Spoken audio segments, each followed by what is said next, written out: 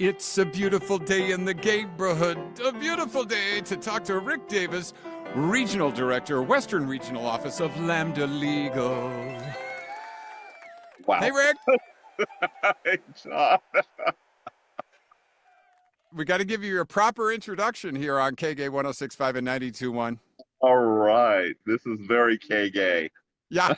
And you are actually on a lobbying trip in Sacramento at the State House. That is correct. I'm here with 300 of our fellow Californians advocating for LGBTQ and HIV with our state legislators for the upcoming this session that we're in now, pushing priorities that are important for us here in California.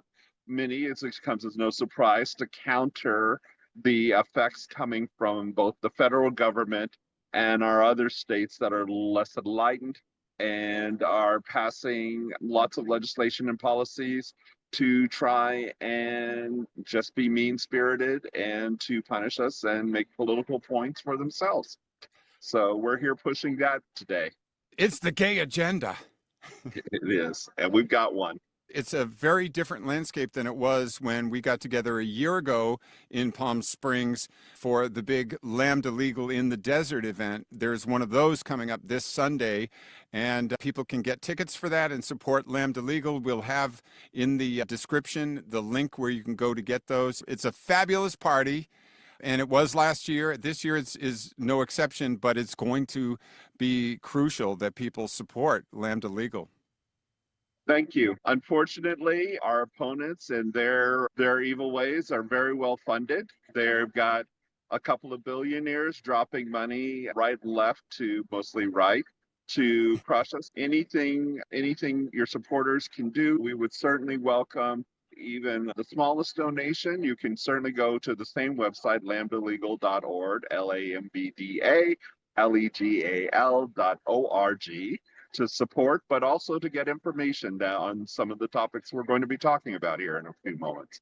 Rick, I've known you for maybe near 20 years. We were introduced by a mutual friend, Johnny Grady Jr., and Yes. you know me that I have not always been that interested in politics, but now that politics is interested in me, I'm getting very involved now. It is certainly the case where when marriage equality, which was the Obergefell case, was a Lambda Legal case, became the law of the land, there were a number of members in our community who spiked the football and said, "We won. We're all the way across the finish line." To use the Star Wars analogy, the Empire has struck back. And to use another phrase that has been popular in many movements, it's like there are no permanent victories and there are no permanent losses. So you have to keep pushing forward every day. It's unfortunate. We would love people to be really in a place to sit on the sidelines and go about your life. That's what we're fighting for, is the ability to go about your life. Unfortunately, there are people that do not want us going about our lives with respect and dignity. They want us there as second-class citizens, and that's what we're fighting for on so many levels.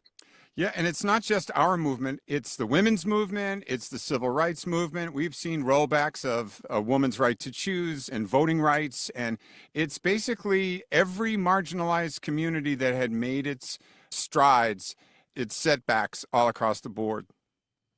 It is so true. It's all tied together. Although he said he had not read it, they did lay out quite a detailed blueprint in Project 2025, which many people heard about, which was put together by the Heritage Organization to say what would happen during the Trump administration should he win. He claimed to have no knowledge of it, but yet seems to be following it play by play in trying to roll out against all the communities that we've talked about, against the environment, against any movement that does not roll things back to the 19th century and robber barons controlling everything. Yeah, they want the new Gilded Age, and we want the Rainbow Age. And especially affected, of course, is the trans community. They are like the most marginalized by this current administration. We have our Trans Pride on Saturday, and we're going to be there and proudly wearing our pink and blue. And there are a lot of fights in the courts, and you're fighting the good fight, Rick. John, you've hit it on the nail on the head. One of the strategy has laid out is to pick the most marginalized communities and build their cases and get the support there as they continue to work their way up the line into other communities. From our perspective, the most marginalized communities, or from everyone's perspective, the most marginalized communities right now are trans folks, but particularly trans youth who not only don't vote and have the ability to organize, but are often isolated.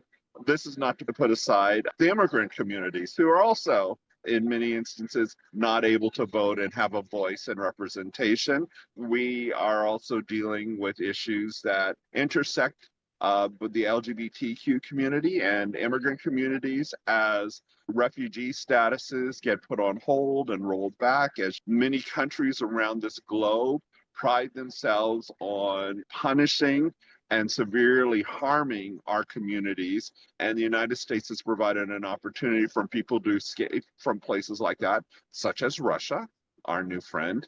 And so there are a lot of people and a lot of communities that are marginalized that are taking it on the chin. If I could just say an example for us here at Lambda Legal is we run a help desk for discrimination issues, and we encourage anyone who's facing discrimination or a legal issue to reach out to us using the website lambdalegal.org. You'll hear from a few, but find our help desk on that and reach out.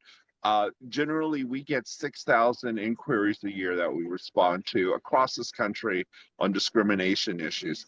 Just in the first month of the Trump administration, we have received 2,000 calls and from folks who are scared about any number of topics, from identity documents to papers to forced outings to losing benefits.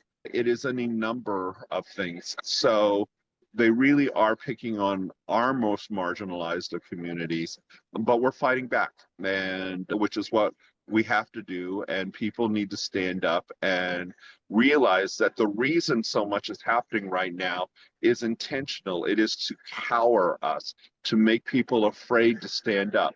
The retribution that keeps being talked about is solely for the purpose of scaring people into not raising their voices and becoming sheep and just going along with what's being dictated right now. And we are seeing a return of the silence equals death t-shirt. Yes. We hadn't seen that other than for nostalgia purposes, but now it's more important than ever. It is definitely important for people to write their legislators to tell people, because the other side is doing that. We can't afford to become the silent minority or majority here. We need to keep pushing and making our voices known and making sure people know that we're going to stand up for all the members of our community, because quite frankly, an attack on one of the letters lays the blueprint to be an attack on all the letters. So whether or not trans people, that is going to eventually work its way into the LGB part of the community. Whether or not you care or attend drag programs, the attack on that community, from story times to criminalization, is going to find its way into all of our communities. You pick the weakest links, you pick on those first, and then you use that to go forward. That's not to say there's not movements being made on the generalized LGBTQ community as well. As we've seen, 9 states have passed resolutions or are in the process of enacting resolutions asking the Supreme Court to roll back marriage equality, which is a fundamental core win that we think we have.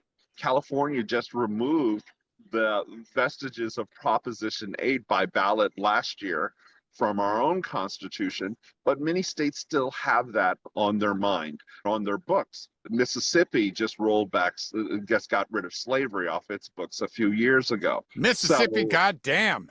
Yeah. A wonderful song and very apt, and it probably should be coming back also. I know, I know. So these are all fights that are tied together. We didn't ask for these fights. These they pulled and they found areas that are going to win for them. Just as before, when I know you've already outed our ages, so we remember when Hawaii, which was a Lambda case, and Massachusetts started the marriage equality debate, and states started rushing to ban same-sex marriages. This is the same thing that's happened right then, where we were not popular at the moment, and states passed laws, referendums. The Republican Party lived large on the votes until we started changing the minds, the hearts and minds of people, and we started fighting and getting the Constitution to apply to all the citizens of this country. And yeah, we eventually win. But there's nothing that we've taken on, from sodomy to family acceptance to schoolyard bullying to HIV. None of those fights started when we were the most popular in the class. We've always been the underdog at the start, but we've always been able to turn it around. And nothing about this moment says we're not going to be able to do that going forward. Lambda Legal's here. Just in the first month, we've sued the Trump administration 4 times. We've already gotten one preliminary injunction on those, where he tried to stop necessary health care for minors, transitioning minors. We got a nationwide injunction on that. We just argued for a permanent injunction in his ban on trans-military service members who are bravely serving his country. That looks good, and there's already been another case that's been argued that has put a nationwide injunction on that. And when people see all these executive orders that come out and all the hate that comes out, you really have to not be scared about it. That's just a call to action that we need to fight on a certain moment. And these are just, for all particular practical purposes, like letters to Santa. There's no Right. effect, and because they're so sloppily done and with such animus, they're easier to take down. And I just point people to the fact that in the last Trump administration, we sued them 14 times. We won in 12 of those cases, which is an 82% rate against many of the same rules that they've recycled and made even more vicious this time around. So people need to keep up hope and keep fighting. And that's what I have to say. Rick Davis, you have been fighting the good fight for a long time. Rick is the regional director, Western Regional Office of Lambda Legal. He's in Sacramento. You've got to be buttonholing legislators and doing your lobbying work. But we'll see you Sunday, Lambda Legal in the Desert. It's at the home of Tom Ray. And it's going to be a wonderful afternoon to get together and to support Lambda Legal and all the good work that they do for us. And in the description, there is a link for you to go to. It's also listed among the events at lambdalegal.org. Rick, thank you for being on Kgay. We appreciate you. John, thank you so much for everything you do in the community. And thanks. Always a pleasure, my friend. So take care, and hopefully you can get in the fight, folks. We need everyone to be loud and proud again. Thank you. See you Sunday. Thank you for putting that golden throat to use in our community. Hey, it's John Taylor. Thanks for watching our video. And don't forget to like and subscribe to our Kgay channel so you won't miss anything going on in the neighborhood. And you can always listen live to KGayPalmSprings.com.